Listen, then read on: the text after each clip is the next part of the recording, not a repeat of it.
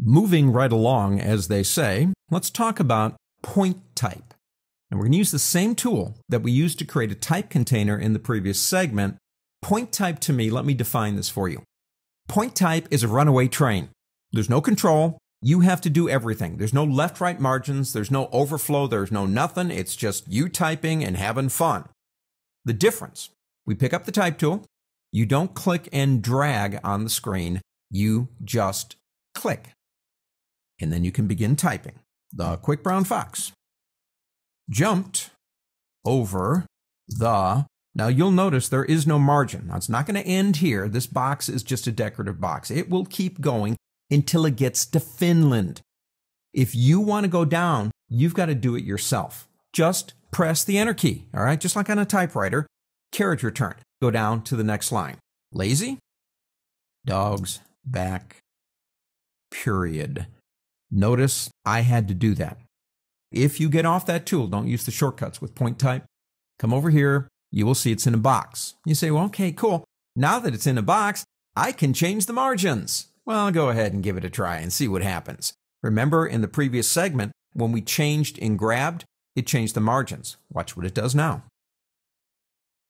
Doesn't change anything, it stretches the text.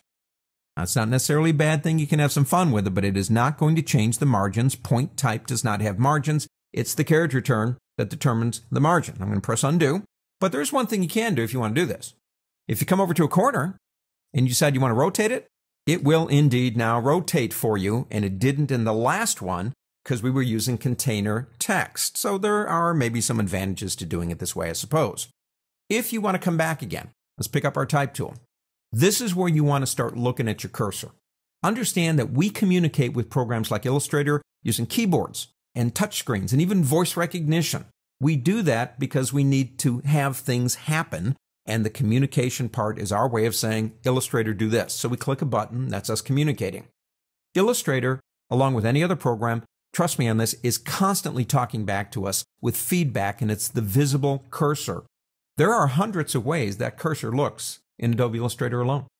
It looks like an I-beam with braces around it. It's saying, if you click, I'm making a new point type box. You say, well, I need to add some more text to that same box. Move over and move until you see those braces go away. Now, if you click, you are in the same box. But again, if we come back out again, move that around a bit.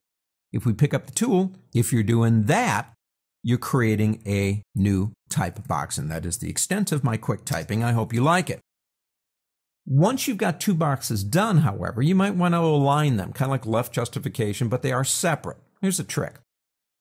Basically, they are two. Okay, they're not one, they're two, and you want to get them together. In this case, we're going to go up to the word window and go down to the word align. And let me mention something else that I should have mentioned earlier. I am using the workspace called typography.